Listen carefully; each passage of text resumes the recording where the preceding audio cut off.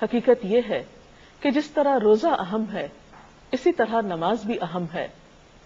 روزہ اگر فرض عبادت ہے تو نماز بھی ایک فرض عبادت ہے. رمضان سال میں 1 مرتبہ آتا ہے تو نماز دن میں 5 دفعہ ادا کرنے کا حکم ہے. نماز اللہ سبحانہ وتعالی سے ملاقات کا ذریعہ ہے، اپنی محبت کے اظہار کا ذریعہ ہے، اپنی اطاعت کے اظہار کا ذریعہ ہے. نماز کے بغیر دین مکمل نہیں ہوتا. نماز دین کی بنیاد ہے. نماز کو چھوڑنا دین کی بنیادوں کو ہلا دینا ہے. اللہ سبحانہ وتعالی قرآن پاک میں فرماتے ہیں ان الصلاۃ کانت علی المؤمنین کتابا موقوتا، کہ بے شک نماز مومنوں پر وقت کی پابندی کے ساتھ فرض کی گئی ہے. یعنی اس کے فرض ہونے میں، اس کے اہم ہونے میں کوئی شک و شبہ کی گنجائش نہیں. بار بار قرآن پاک میں آتا ہے وَأَقِيمُوا الصَّلَاةَ وَآتُوا الزَّكَاةَ، نماز قائم کرو اور زکوٰۃ ادا کرو. اگر قرآن پاک پر غور کیا جائے تو ہم دیکھتے ہیں کہ شاید ہی نماز سے زیادہ کسی اور چیز کے بارے میں اتنا تاکیدی حکم دیا گیا ہو یا اتنی زیادہ تکرار ملتی ہو. نماز دراصل ہمارے روزمرہ ہونے والے گناہوں کے کفارے کا بھی ذریعہ ہے. حقیقت یہ ہے کہ ہم سب انسان کسی نہ کسی طرح غلطی کر بیٹھتے ہیں، کوئی نہ کوئی گناہ ہم سے سرزد ہو جاتا ہے، لیکن جب ہم نماز پڑھتے ہیں تو ساتھ ساتھ گناہوں کی صفائی ہوتی چلی جاتی ہے. اس کے بارے میں ایک حدیث میں آتا ہے، حضرت ابو ہریرہ کہتے ہیں کہ نبی صلی اللہ علیہ وسلم نے فرمایا کہ تمہارا کیا خیال ہے کہ اگر تم میں سے کسی کے دروازے پر نہر بہتی ہو اور وہ اس نہر میں ہر روز 5 مرتبہ نہائے تو کیا اس کے بدن پر کوئی میل کچیل باقی رہ جائے گا؟ صحابہ کرام نے عرض کیا نہیں، کسی قسم کا میل کچیل باقی نہیں رہے گا. تو آپ صلی اللہ علیہ وسلم نے فرمایا یہی 5 نمازوں کی مثال ہے. اللہ تعالیٰ ان نمازوں کے ذریعے گناہ مٹا دیتا ہے. تو گویا دن میں 5 مرتبہ پاک صاف ہو کر اللہ پاک کے حضور حاضر ہونا انسان کی گناہوں کی معافی کا ذریعہ بھی ہے، اور انسان کے دل پر جو بوجھ آ جاتا ہے ان گناہوں کے ذریعے اس کو اتارنے کا سبب بھی ہے. پھر خاص طور پر مرد حضرات اگر مسجد میں جا کر نماز پڑھتے ہیں تو اس کا اجر و ثواب اور بھی زیادہ ہے. اللہ سبحانہ وتعالی ان کو اپنے ملاقاتی قرار دیتے ہیں. حضرت سلمان سے روایت ہے نبی اکرم صلی اللہ علیہ وسلم نے فرمایا جس نے اپنے گھر میں اچھی طرح وضو کیا اور پھر وہ مسجد میں آیا وہ اللہ تعالیٰ کا ملاقاتی ہے، اور میزبان کے لیے ضروری ہے کہ وہ اپنے ملاقاتی کی عزت کرے. یعنی ایسے لوگ عزت کے مستحق ہیں جو خاص طور پر مسجد میں نماز کا اہتمام کرتے ہیں. رمضان المبارک میں فرائض کے علاوہ خاص طور پر قیام اللیل کی بہت تاکید ملتی ہے. حدیث پاک میں آتا ہے من قام رمضان ایمانا و احتسابا غفر له ما تقدم من ذنبه، جس نے رمضان میں ایمان اور احتساب کے ساتھ یعنی خالص نیت کے ساتھ اور اللہ تعالیٰ سے اجر و ثواب کی نیت کے ساتھ رات کو قیام کیا یعنی تراویح نماز ادا کی تو اس کے پچھلے گناہ معاف کر دیے جائیں گے.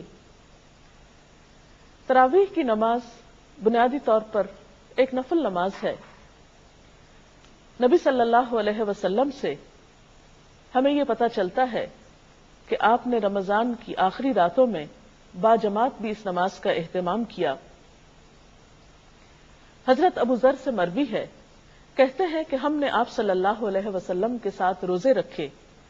آپ نے ہمیں تراویح کی نماز نہ پڑھائی یہاں تک کہ رمضان کے 7 دن باقی رہ گئے، یعنی آخری عشرہ آ گیا. 23ویں رات کی 1/3 گزرنے پر آپ نے ہمیں تراویح پڑھائی. پھر آپ نے 24 شب کو نماز نہیں پڑھائی. 25ویں شب آدھی رات گزرنے پر نماز تراویح پڑھائی. ہم نے کہا یا رسول اللہ صلی اللہ علیہ وسلم کیا ہی اچھا ہو اگر آپ رمضان کی باقی راتوں میں بھی ہمیں نفل نماز پڑھائیں؟ نبی صلی اللہ علیہ وسلم نے فرمایا، جس نے امام کے فارغ ہونے تک امام کے ساتھ قیام کیا، یعنی باجماعت یہ نماز ادا کی، اس کے لیے ساری رات کے قیام کا ثواب لکھا جائے گا۔ پھر آپ نے ہمیں نماز تراویح نہیں پڑھائی حتیٰ کہ 3 روز باقی رہ گئے، چنانچہ آپ نے ہمیں تیسری مرتبہ 27ویں شب تراویح پڑھائی، جس میں اپنے اہل و عیال کو بھی شامل کیا، یعنی خواتین بھی شامل ہوئیں، یہاں تک کہ ہمیں فلاح کے ختم ہونے کا ڈر ہوا۔ میں نے حضرت ابو ذر سے پوچھا، فلاح کیا ہے؟ حضرت ابو ذر نے جواب دیا، سحری۔ یعنی آپ نے اتنی طویل نماز پڑھائی کہ صحابہ کرام کو یوں محسوس ہوا کہ گویا سحری کرنے کا وقت بھی گزر۔ سوال یہ پیدا ہوتا ہے کہ آپ صلی اللہ علیہ وسلم نے روزانہ کیوں نہیں نماز پڑھائی؟ آپ خود تو تہجد کا اہتمام باقاعدگی کے ساتھ کیا کرتے تھے۔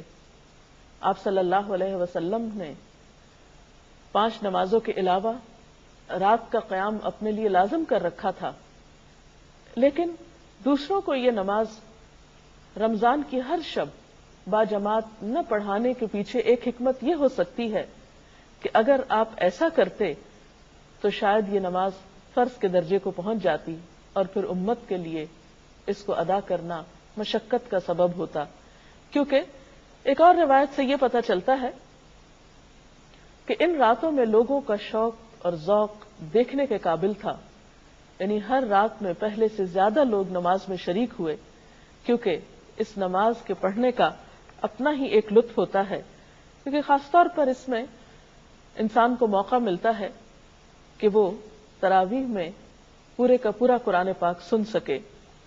رات کے اس قیام کے علاوہ دن میں مختلف اوقات میں نوافل کا اہتمام کیا جا سکتا ہے، کیونکہ رمضان میں ایک نفل ادا کرنے کا ثواب عام دنوں کے فرض ادا کرنے کے برابر ہے۔ لیکن یہ یاد رہے کہ نوافل میں اعتدال بہت ضروری ہے۔ حضرت انس کہتے ہیں کہ نبی صلی اللہ علیہ وسلم نے فرمایا، نفل نماز اپنی طبیعت کی خوشی اور شوق کے مطابق پڑھو، جب طبیعت تھک جائے تو بیٹھ جاؤ۔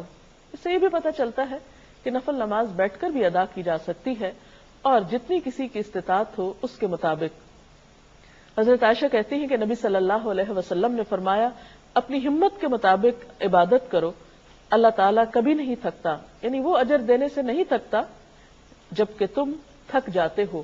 یعنی ایسا نہ ہو کہ تم ایک کام شروع کرو اور اتنا زیادہ شروع کر دو کہ پھر اس کو نبھا نہ سکو، تو یہ عمل پسندیدہ نہیں۔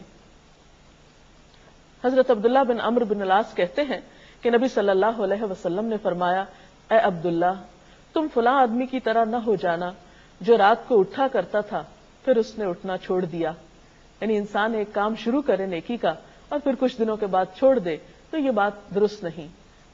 اس کا یہ مطلب نہیں کہ ہم رمضان میں تراویح کی نماز چھوڑ دیں کہ شاید ہم عام دنوں میں تہجد نہیں پڑھ سکیں گے، نہیں، ہو سکتا ہے کہ اللہ سبحانہ وتعالی ہمیں رمضان میں تراویح کو پابندی سے ادا کرنے کی وجہ سے عام دنوں میں بھی تہجد کی توفیق عطا کریں، کیونکہ تہجد کی نماز ایک بہت خوبصورت نماز ہے۔ وہ وقت دعاؤں کی قبولیت کا وقت ہوتا ہے اور انسان کے لیے بہت ہی سکون اور اجر کا ذریعہ ہے۔ نفل نمازوں میں ایک اور نماز جو بہت ہی باعث اجر ہے وہ چاشت کی نماز ہے۔ اس کے بارے میں حضرت ابو درداء اور حضرت ابو ذر سے ایک روایت ہے کہ آپ صلی اللہ علیہ وسلم نے فرمایا، اللہ تعالیٰ ارشاد فرماتا ہے، اے آدم کے بچے، دن کے شروع میں میرے لیے 4 رکعت نماز ادا کر، میں تیرے سارے کاموں کے لیے کافی ہو جاؤں گا۔ یعنی ان رکعتوں کا اتنا اجر و ثواب ہے کہ دن کی باقی بہت سی مشکلات آسان ہو سکتی ہیں۔ تو آج کی بات کا خلاصہ یہ ہے کہ نماز کی پابندی کی جائے۔ اگر کوئی شخص نماز ادا نہیں کرتا تو اسے یہ بات اچھی طرح معلوم ہونی چاہیے کہ وہ اللہ تعالیٰ کے حق میں ایک بہت بڑی کوتاہی کا مرتکب ہو رہا ہے۔ نماز کا چھوڑنا گناہ کبیرہ ہے۔ انسان سوچے تو اللہ سبحانہ و تعالیٰ نے ہمیں کتنی بے شمار نعمتیں دے رکھی ہیں۔ ہمارا یہ وجود، کھانے پینے کی نعمتیں، یہ زمین، یہ آسمان، یہ سب کچھ اس نے ہمارے لیے پیدا کیا. سب کچھ اس سے لے کر پھر آخر ہم اسی کو یاد کیوں نہیں کرتے؟ کیونکہ اس کا حکم ہے کہ اقم الصلاۃ لذکری، نماز میری یاد کے لیے قائم کرو. یہ یاد کرنے کا، اس کی ملاقات کرنے کا ایک بہترین طریقہ ہے. اور اگر ہم اس کو اس کے بتائے ہوئے طریقے کے مطابق یاد نہیں کرتے تو یہ اس کی رضامندی حاصل کرنے کا ذریعہ نہیں ہو سکتا. اسی لیے ہم دیکھتے ہیں کہ نبی صلی اللہ علیہ وسلم نے اسے اسلام اور کفر کے درمیان ایک حد فاصل قرار دیا. پھر اسی طرح آپ نے اسے دین کا ستون قرار دیا. پھر اسی طرح ہم دیکھتے ہیں کہ قرآن پاک میں نماز نہ پڑھنے والوں کے لیے بہت وعید آئی ہے. اللہ تعالیٰ کا ارشاد ہے کہ فی جنات یتساءلون عن المجرمین، یعنی جنت میں جب اہل جنت پہنچ جائیں گے تو وہ مجرموں سے سوال کریں گے ما سلککم فی سقر، تمہیں جہنم میں کیا چیز لے گئی؟ قالوا، وہ کہیں گے لم نک من المصلین، ہم نماز پڑھنے والوں میں سے نہ تھے. ولم نک نطعم المسکین، اور ہم مسکین کو کھانا نہیں کھلاتے تھے. وَكُنَّا نَخُوضُ مَعَ الْخَائِضِينَ، اور ہم بحثیں کرنے والوں کے ساتھ مل کر بحثیں کرتے تھے. ہمیں سوچنا چاہیے کہ کہیں ہم تو ایسے لوگوں میں شامل نہیں کہ جو اللہ تعالیٰ کے حقوق بھی پامال کرتے ہوں اور دوسری طرف بندوں کا بھی خیال نہ کرتے ہوں اور محض باتیں ہی بنانا جانتے ہوں. کیونکہ کوئی بھی کام محض باتیں کرنے سے نہیں ہوا کرتا جب تک کہ عملی طور پر کوشش نہ کی جائے. اور یہ بات بھی یاد رہے کہ قیامت کے دن پہلا سوال نماز کے بارے میں ہوگا. اگر پہلے ہی سوال میں فیل ہو گئے تو باقی چیزوں کا کیا ہوگا؟ اس لیے ہم سب کے لیے یہ بات ضروری ہے کہ ہم رمضان کو ایک بہترین موقع جانتے ہوئے اپنے آپ کو نماز کا پابند بنائیں. کیونکہ روزہ ہمیں ایک ایسی فضا مہیا کرتا ہے، ہمیں روحانی طور پر ایسی طاقت عطا کرتا ہے کہ جس میں ہمارے لیے یہ بات آسان ہو جاتی ہے کہ ہم اللہ تعالیٰ کی طرف رجوع کریں. مثلا یہ کہ عام طور پر اگر صبح کے وقت اٹھنا مشکل لگتا ہے تو رمضان میں سحری کے لیے تو اٹھا ہی جاتا ہے. اگر 30 دن تک ہم صبح کے وقت فجر کی نماز پابندی کے ساتھ ادا کریں تو انشاءاللہ تعالیٰ ہماری عادت بن جائے گی اور رمضان کے بعد پھر اس عادت کو قائم رکھنا مشکل نہ ہوگا. اسی طرح اگر رات کو تراویح پڑھی جا رہی ہے تو بعد میں بھی عشاء کی نماز بھاری نہ ہوگی. آپ صلی اللہ علیہ وسلم نے فرمایا اگر لوگوں کو پتہ چل جائے کہ فجر اور عشاء کی نماز میں کتنا اجر و ثواب ہے تو لوگ اپنے گھٹنوں کے بل چل کر مسجدوں میں آئیں.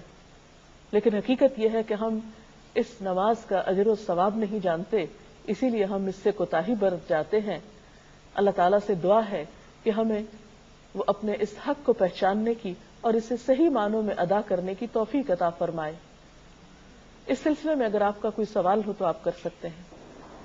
تراویح اور تہجد کی نماز میں کیا فرق ہے؟ تراویح رات کے پہلے حصے میں پڑھی جاتی ہے اور تہجد رات کے آخری حصے میں پڑھی جاتی ہے.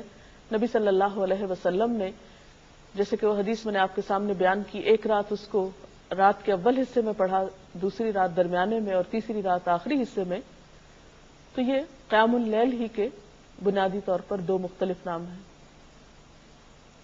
میرا آپ سے سوال ہے کہ اگر نماز تراویح نہ پڑھ سکیں روزہ ہو جاتا ہے اس صورت میں؟ جی ہاں، اس لیے کہ روزہ الگ عبادت ہے اور نماز تراویح الگ عبادت ہے. لیکن جان بوجھ کے تراویح چھوڑنی نہیں چاہیے کیونکہ اس نماز کی تاکید بھی ہے اور اس کا اجر و ثواب بھی بہت ہے. اور قیام کی حالت میں قرآن پاک کا پڑھنا اور سننا قیامت کے دن سفارش کا سبب بھی ہے. تو اس لیے اس کا اہتمام کرنا چاہیے. اگرچہ آپ کا روزہ ہو جائے گا تراویح نہ پڑھنے کی صورت میں، بعض اوقات انسان بیمار ہوتا ہے یا کہیں سفر پر ہوتا ہے اور اس میں لمبی نماز پڑھنے کا اس کو موقع نہیں ملتا کسی وجہ سے، لیکن روزہ رکھنے کا موقع مل جاتا ہے تو وہ روزہ رکھ سکتا ہے. اور اسی طرح ایک بات یہ بھی ذہن میں رہے کہ بعض لوگ کسی بیماری کی وجہ سے روزہ رکھنے سے قاصر ہوتے ہیں تو وہ تراویح بھی چھوڑ دیتے ہیں. ایسا نہیں کرنا چاہیے. اگر کوئی شخص بیماری کی وجہ سے روزہ نہیں رکھ پایا اور وہ تراویح پڑھ سکتا ہے تو وہ تراویح ضرور پڑھے. اس کے ساتھ ہی ہماری آج کی اس گفتگو کا وقت ختم ہوا چاہتا ہے. کل انشاءاللہ ایک نئے موضوع کے ساتھ حاضر خدمت ہوں گے۔ اللہ تعالیٰ سے دعا ہے کہ وہ ہمیں اس رمضان کی برکتوں سے بھرپور فائدہ اٹھانے کی توفیق دے۔